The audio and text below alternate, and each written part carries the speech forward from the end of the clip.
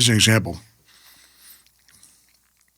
I don't want to get into Richie Gioia because that leads up to a whole conspiracy. Gioia, his family, my family were very close. Like his father and my grandfather. My grandfather put him on the truck. My grandfather was a truck driver, my father's father. His father had a nickname called Skangy. I don't know why or how that came about. He was very close with Skangy. He put him on the truck with him. His wife, Mrs. Gioia, we used to call her in school. She was a school teacher in St. Patrick's, where we went to. How was that? It's good, right? Man. I'm telling you, remember you told me you weren't here yet? I told you it was legit? Yeah. No, it's better than that other joint, right? You were talking about. These Pignoli cookies are good, too. Sicilian baker, I can't believe how expensive they got, though. Sicilian baker? Is that what that was? No, you wanted to go to Frank's Deli, remember? You had Pignoli cookies before, right? Never had them? Is that what this is? Yeah. Grab one of those. You had a rainbow cookie before, right? Yeah, I was never the biggest fan of rainbow cookies. My wife loves rainbow cookies. Oh, yeah. Is that what a pine nut is? Pignoli? Pignoli nuts, yeah. Let me know how that.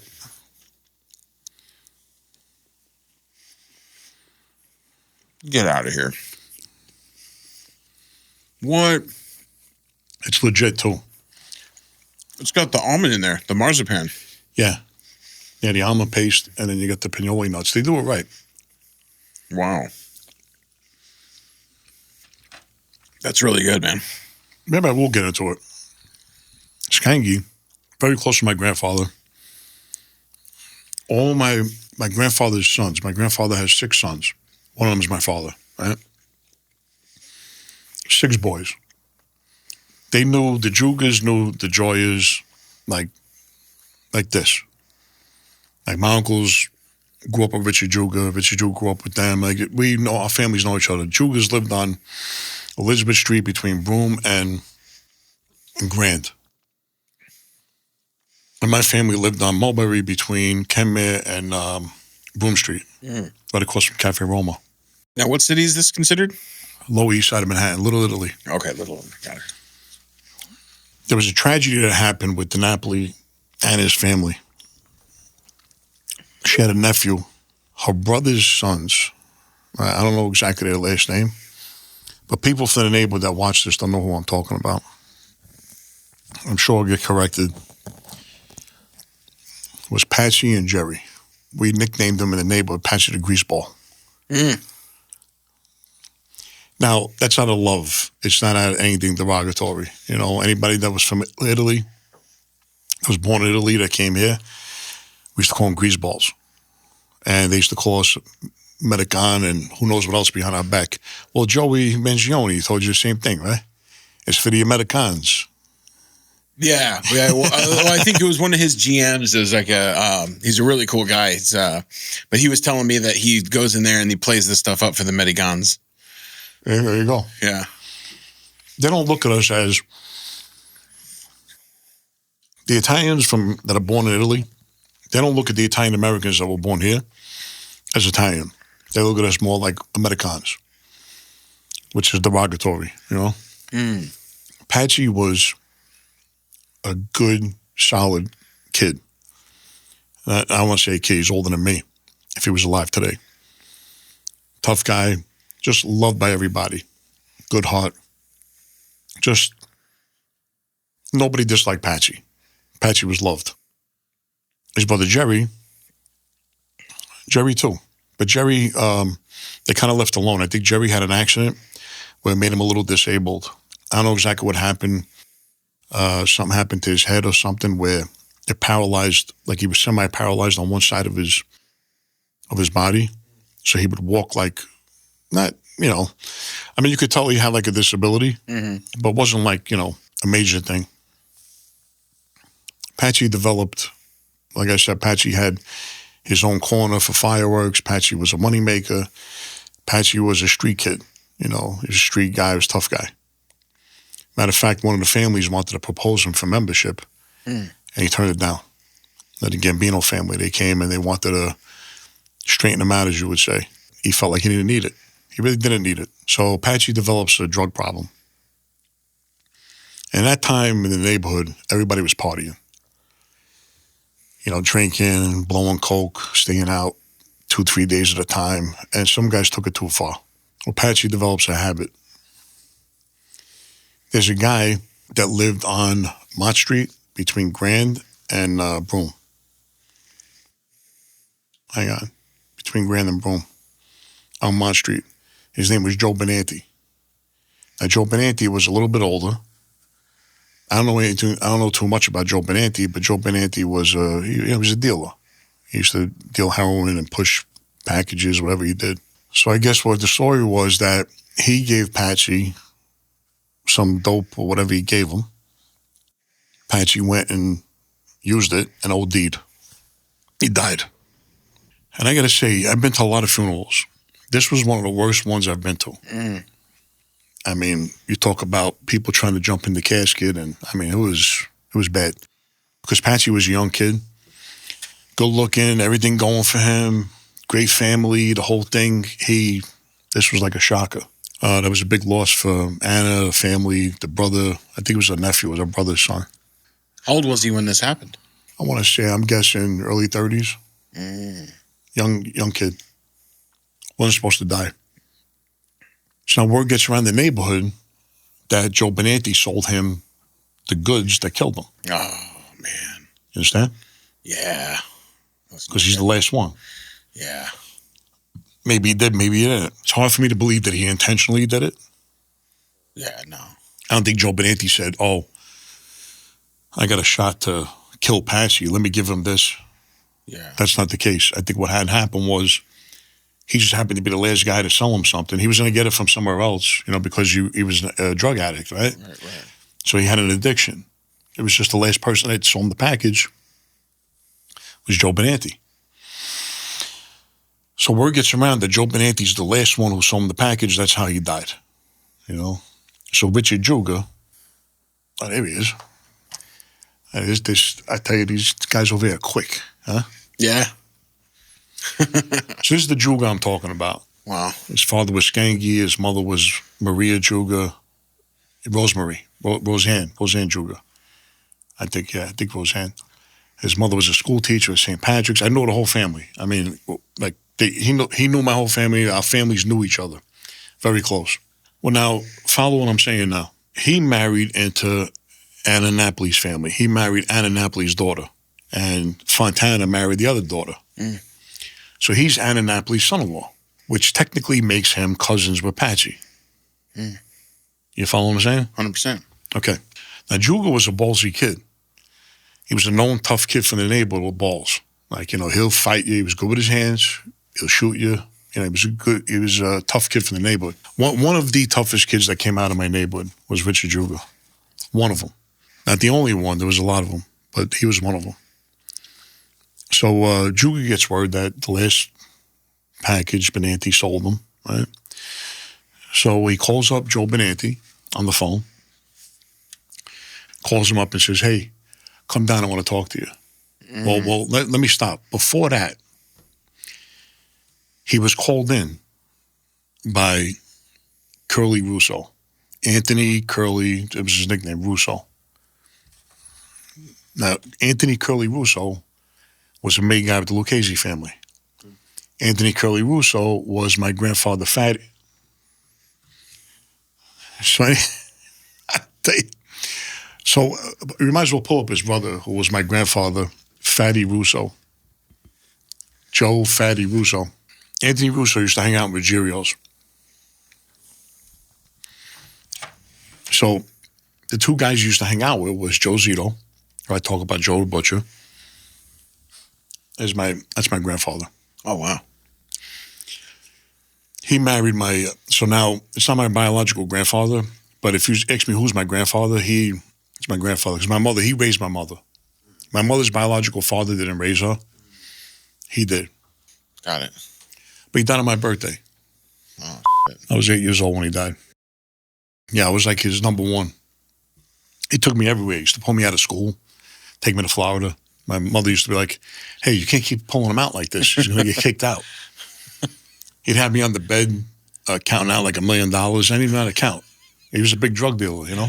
Oh, He would say, like, help me count. I had like $2 million in cash on the bed. And here I am going like this. Like, I could barely count to 10. You know what I mean? In Ruggerio's on Grand Street between Mulberry and Mott, the guys who hung out every day was Sammy Meatballs. I think you called him like, I think his real last name is Arpaio. Not Arpaio. It's Sheriff Arpaio out here. Yeah. Oh, it's Sammy Meatballs. Anyway, Sammy Meatballs, I know him as, right? Main guy of the Genovese family. You had Joe the Butcher, Joe Zito, main guy of the Genovese family, right? And you got Curly Russo. 2 guys with the Genovese, 1 guy's with the Lucchese. But it didn't matter because they were childhood friends. Mm. They all know each other from years ago. And they were allowed to be friends still? Oh, yeah. Yeah, it doesn't matter. It's like they, you know, hey, listen, we could be childhood friends, me and you. You could be with one family, I could be with the other. Mm. We're still friends before we got into the mob. Got it. So it was like that with them. Right? Got it, okay. So Joe Benanti, I guess they took a liking to Joe Benanti. Maybe they were making money with him or whatever the case was, but they want to make sure that he didn't get hurt. So Curly calls in Richie Juga into Ruggerio's. I guess Joe Zito was there, Sammy Meatballs was there. And Joe Benanti, too, was a guy, I think he was another guy from Italy. You know, spoke Italian, spoke English. The harmless guy. Wasn't known as a tough guy, but a moneymaker. They called Juga in and say, hey, we know word's getting around that you're blaming, you know, you want to look to see who gave him the package. They know Juga's looking, or people are looking, or people are talking. They say, hey, we want you to know this guy's with us. Leave him alone. Mm. They told that to Juga. And that's a known statement. This guy's with us is like almost like a unspoken word, like, don't with this guy, right? Right. Well, this is one of the things I loved about Juga. He didn't care. Oh, man. Calls Benanti on the phone. This is after the sit down. Not right after, but sometime after. Calls him up. Hey, come down, I want to talk to you. So Joe Benanti lived upstairs, and when you came down the staircase in his building, there were 2 doors. There was like one door that locked or whatever, and the other door was just a flapper door, whatever. Juga went there, he had a shotgun, already cocked. As soon as Benanti come down the staircase and was walking towards the door, he just started unloading. Boom, boom, boom, just started pumping the shotgun. Jesus. Through the door, cut Benanti in half, like with shotgun blast. My God, man. Oh. So anyway, he kills Joe Benanti. And it's known that he killed him for his cousin. For Patsy. For Patchy. Because everybody loved Patchy. Yeah. You know? They go, they lay Joe Benanti out. Joe Benanti's dead. Word gets around all over. Juga did it. Because Juga, that's the way he was. That's one thing I loved about Juga. He was ballsy. Like, in other words, that's my family. I don't care. He killed my cousin, and I'm going to get even for him. Could he have gotten real clearance to do it? Well, Juga wasn't a made guy, so I don't know where he would have went. Oh, so okay. But here's the thing, too. Juga, he tried them on. Yeah. Now, take a guy like Curly. Curly had a lot of power, but Curly wasn't a tough guy. Curly started out as a spotter in the cleaners for my grandfather. Mm. My grandfather Fatty opened up a place called 1 Hour Martinizing. It was a corner store on the corner of Kenmare and Mulberry. You know that movie Altos Nights, whatever it is? Alto Nights. Nights? I haven't seen it yet, though. All right. Well, the original club where the 5 families started was where my grandfather's tailor shop is. Oh, no When it was Alto Night, how would you say it, right? That club, my grandfather bought it and flipped it into a 1 Hour Martinizing franchise for cleaners. So they called it Martinizing? Yeah, 1 Hour Martinizing. Curly, who was his brother, who would be my step-uncle, started out as a spotter in the cleaners. Wow. Everybody knew that. Juga knew it too. Sammy Meatballs wasn't known as a tough guy. Joe Zito wasn't known as a tough guy. But they were known as big money makers. All they dealt was heroin. I mean, Joe Zito was in the restaurant business. I think Sammy Meatballs had a couple of businesses with his son, Vinny Zito. But for the most part, their main business was junk, they called it. The babanya. Junk was drugs? Yeah. You know, they used to say, don't push junk. Don't push junk, okay. You know, that's where the terminology comes from. When did it change from that being okay? We can get into that later, but I'm curious to know.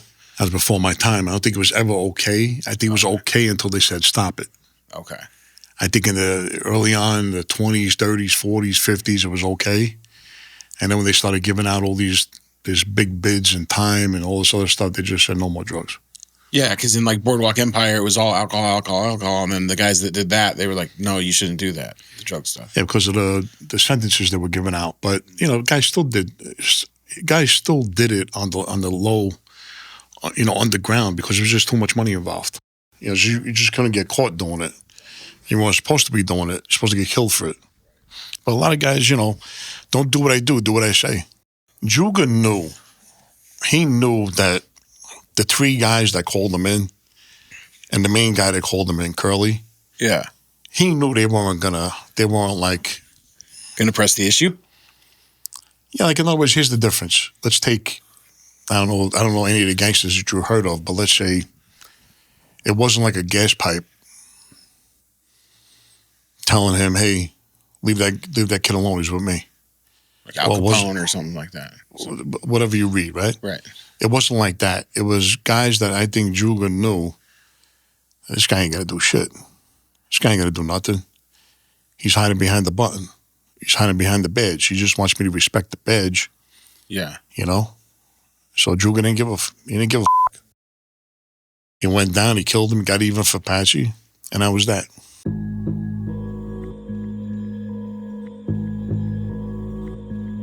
You fuck around and playing with the wrong pistol. My shit got a broken safety. Flow sumo, this ain't a game Uno. Shout out to my Usos, killing bills like Uma. Balls travel from Pluto, big truck soprano, gabagool and prosciutto. Kicking ill like judo, judge and jury like Judy. Hoes think they knew me, flows flow through me. Nike gray hoodie, contemplating money. Bees swarming like honey, watch your little homie filter through the phonies. Shout out to Tony, white girls with the yayo, pistol with the potato, departing suckers like Leo, getting dough like Philo, ops end up like Greedo, always roll solo, prime rib with the vino, flow Jurassic like Dino, game long as DeVito, AZ always sunny, but ain't shit really funny.